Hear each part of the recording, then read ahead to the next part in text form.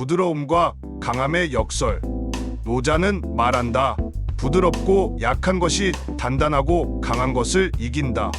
노자는 정말 이런 말로 무엇을 말하려고 했을까? 보통은 강한 게 약한 걸 누른다고 생각하기 쉽다. 그런데도 고대 중국의 성인인 노자, 유도의 창시자인 시로베이 아키야마, 그리고 전설의 무술가 이소룡에 이르기까지 모두가 부드러움의 힘을 말한다면 무언가 이유가 있지 않을까? 시로베이 아키야마의 도전과 좌절. 곤방와 와타시와 시루베이. 지금으로부터 오래전 일본 무술사에 전설로 전해지는 인물이 있었다. 일본 에도 시대의 시로베이 아키야마. 그는 의학과 중국 무예를 배우기 위해 먼 길을 떠나 중국으로 건너갔다가 다시 일본으로 돌아와 나가사키 근처에 학교를 열었다. 시로베이는 질병과 싸울 때 강력한 치료제를 쓰고 무술에서도 강력한 파워로 적을 제압하려고 했다. 이왕 치료하려면 독해야 하고 싸우려면 압도적으로 강해야 한다. 처음에는 이 방식이 효과적인 듯 보였지만 그러나 중한 병에 독한 약을 쓰면 환자의 몸이 망가지는 일이 생겼고 무술에서도 자기보다 강한 상대를 만나면 꼼짝없이 패하는 상황이 되풀이되었다. 제자들은 하나둘 떠나기 시작했다. 결국 시로베이는 절로 들어가 완전히 은거한다. 힘에는 언제나 더 강한 힘이 존재한다. 그럼 어떻게 싸워야지? 정말 강함만으로는 안 되는 건가? 깨달음을 가져다 준 겨울 아침. 어느 겨울 아침 한방눈이 쌓여 하얀 세상이 된 절 안뜰을 거닐던 시로베이.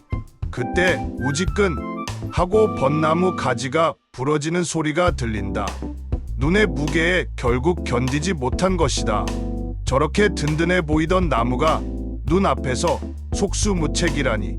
그러다 문득 시로베이의 시야에 강가에 서 있는 버드나무가 들어왔다. 버드나무의 가느다란 가지들이 휙휙 휘어지면서 눈을 훌훌 흘려버리고는 아무 손상 없이 제자리로 돌아오는 광경이었다. 아, 강하면 꺾이는구나.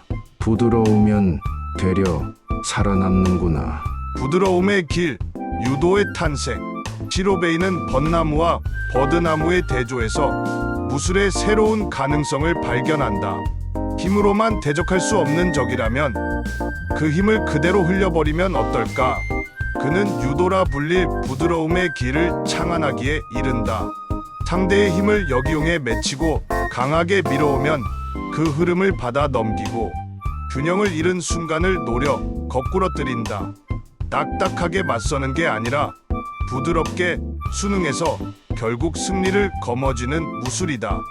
노자 도덕경 78장에 나무가 강하면 꺾인다는 말이 있다.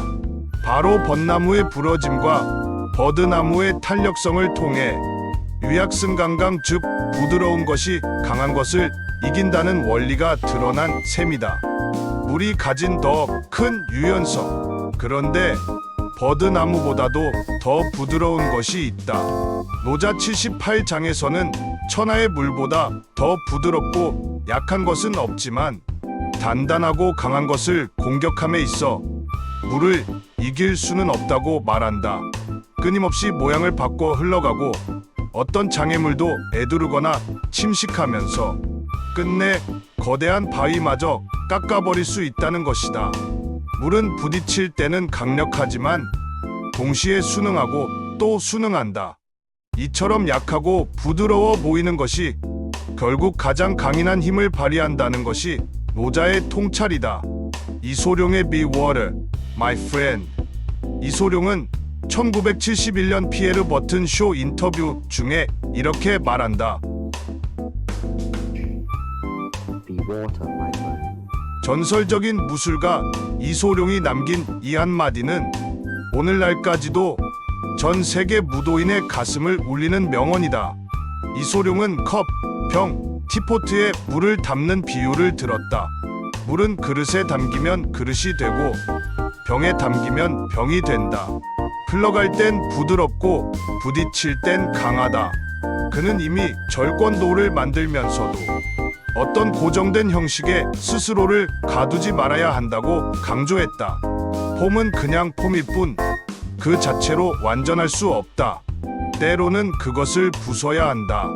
이 말은 곧 무의와 부드러움의 태도를 무술에 적용한 것이다. 노자와 시로베이 그리고 이소룡은 시대와 장소는 달라도 모두 같은 진리를 말한다. 때론 강함을 추구하는 것보다 스스로 부드럽고 유연해지는 길이 더 큰 힘을 발휘할 수 있다는 사실 말이다.